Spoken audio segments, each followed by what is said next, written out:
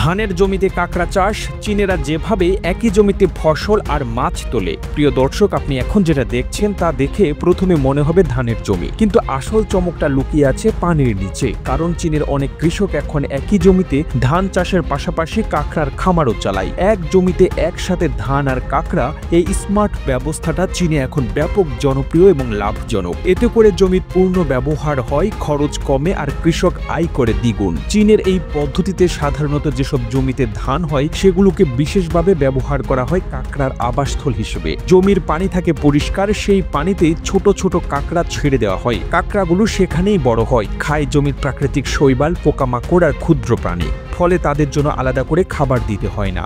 আবার জমির পরিচর্যায়ও বাড়তি পরিশ্রম লাগে না। এই পুরো ব্যবস্থাটাকে বলা হয় ইন্টিগ্রেটেড রাইস ক্র্যাব কালচারের মডেল। এর মূল উদ্দেশ্য হচ্ছে এক জমিতে একসাথে দুটি জিনিস উৎপাদন করা, যাতে কৃষক একই জমি থেকে ধান এবং কাঁকড়ার মতো দামি জলজ প্রাণী দুটোই পায়। এটা যেমন আয় বাড়ায়, তেমনি জমির উর্বরতাও ঠিক রাখে। এই সিস্টেমে কাঁকড়া শুধু বাড়ছে না, বরং নিজের অস্তিত্ব দিয়ে জমিকে আরো উপকারে দিচ্ছে।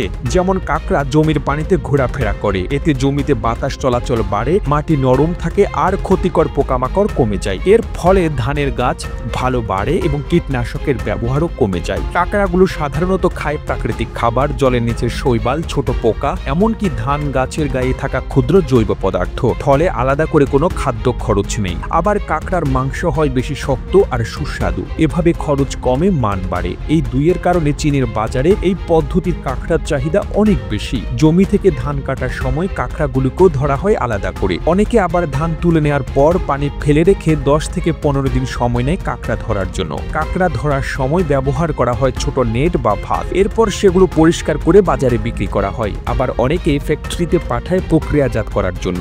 এই ফিল্ড কাঁকড়াগুলো এক একটা হয় চওড়া, শক্ত, মাংসযুক্ত এবং বাজারে ভালো দাম পায়। চীনের স্থানীয় বাজারেই এর ভালো চাহিদা আছে। পাশাপাশি এক্সপোর্টও হয় অনেক দেশে। কম খরচে উৎপাদন, দ্রুত বেড়ে ওঠা এবং স্থায়ী চাহিদার কারণে এই চাষ ব্যবস্থাকে বলা হয় সাস্টেনেবল মডেল। এই মডেল চীনের অনেক প্রদেশে জনপ্রিয় হয়ে উঠেছে, কারণ জমির পরিপূর্ণ ব্যবহার নিশ্চিত হয়, আবার কৃষকের আয় বাড়ে। ধান যেমন ফুড সিকিউরিটির জন্য দরকারি, তেমনি কাঁকড়াও এখন দামি খাবার হিসেবে জায়গা করে নিচ্ছে আন্তর্জাতিক বাজারে। আমাদের দেশে যেখানে ধান চাষ হয় সেখানে 5 থেকে 6 মাস পানি থাকে।